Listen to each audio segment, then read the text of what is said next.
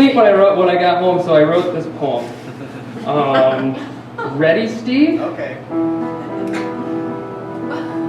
This is very...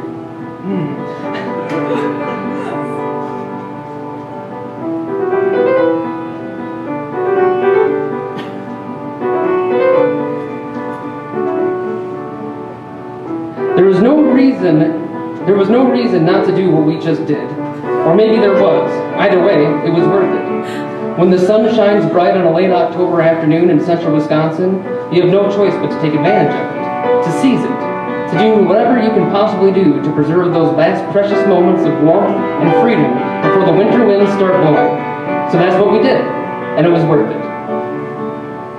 We made the decision fast, but we went with it. We put on our hats, we grabbed our bags and our pipes and our coats and our moon boots and our keys, and we left. We fucking left, because when the sun shines bright on a late October afternoon, you have no choice but to take advantage of it.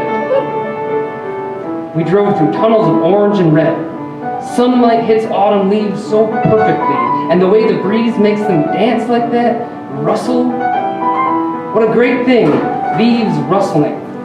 We drove through oddities, man-made oddities, oddities that can only truly be appreciated by the odd ones.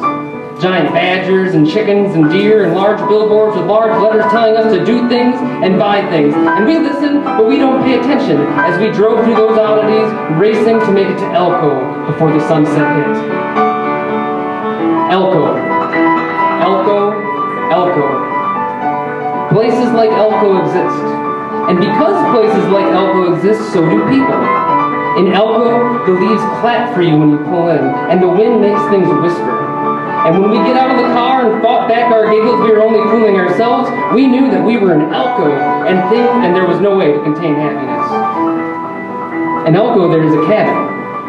In Elko, there is a gator that drives us around from one miracle to another. It really means something to have a friend who lets you borrow his grandma's jacket and drive you around his family's land with his gator. It really means something when the sunset slowly settles on a lake and you can watch its reflection sparkle from a dock. It really means something when you can make each other giggle until you have to hold your sides and roll around for a while.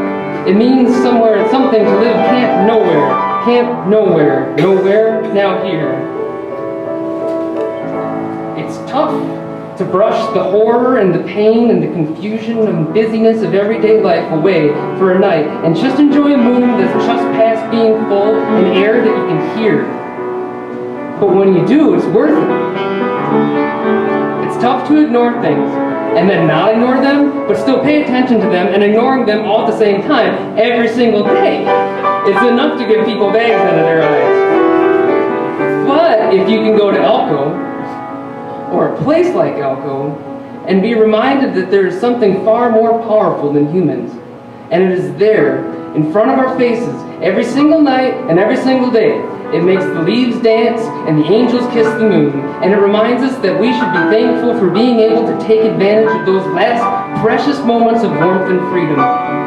It tickles us, it hugs us, it scares us, and it is us, and we are it, but we are all separated by a billion different things that tie us back together through love.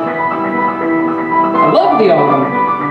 I used to say I hated it, but I was a liar. I love the crisp of leaves and the pumpkins and gourds and my family, and I love my friends and the world, and sometimes I wish I could just save it all. I wish that I could just go out and help it, but I don't. I sit here thinking about how I'd like to.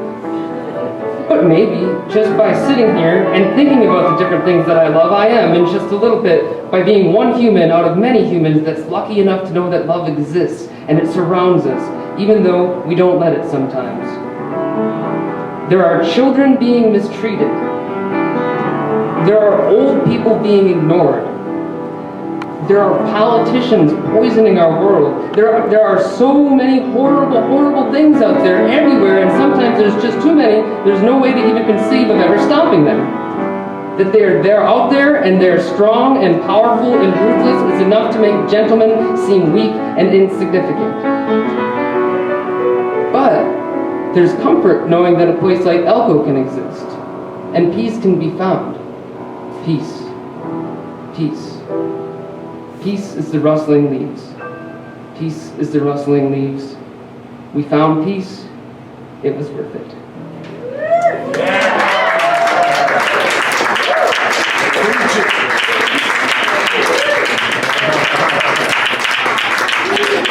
We'll put the iPod back on for a little while and